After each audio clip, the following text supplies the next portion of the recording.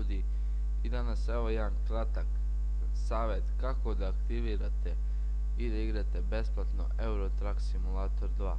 Znači, ja pošto već imam aktivirano ne mogu da je aktiviram, ali ću vam pokazati slikovito. Znači, kada uđete u igru pokazuje vam se normalno ovako.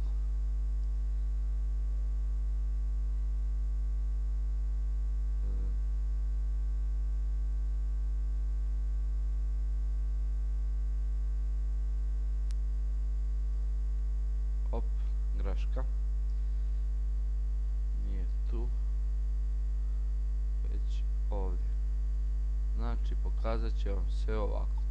Potrebno je da aktivirate ili da kupite Euro Truck Simulator. Znači, ovdje imate da birate jezike, zavisi od linka koje skinete. Znači, neki imaju engleski i srpski, neki imaju samo češki i poljski.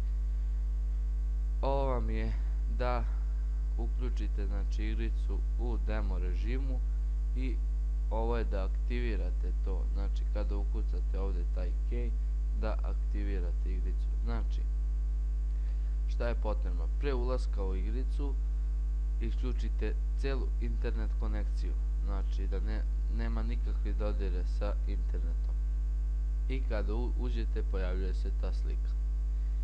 I pre nego što uđete isto prekopirate, znači ovako, copy ovu šifru,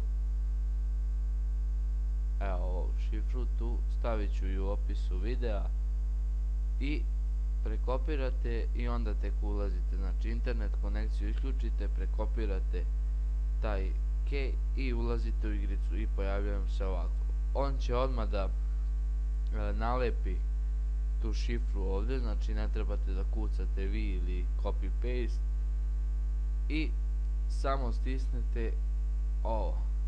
Nekima će piše ovako, nekima će da piše na engleskom active game, nekima na srpskom aktivira igru, sve jedno. Znači, samo stisnete to i pisat će vam, izaći će vam jedan prozor ovako ovdje i pisat će vam hvala vam što ste kupili Euro Truck Simulator 2, bla bla bla, tako to. Znači, igra se potpuno besplatno, da ne bi kupovali i ostalo. Znači, besplatno je igranje i nećete imati problema. I to bi bilo to, ljudi, za ovaj video. Hvala vam što ste gledali, a mi se vidimo vrlo uskoro. Ćao.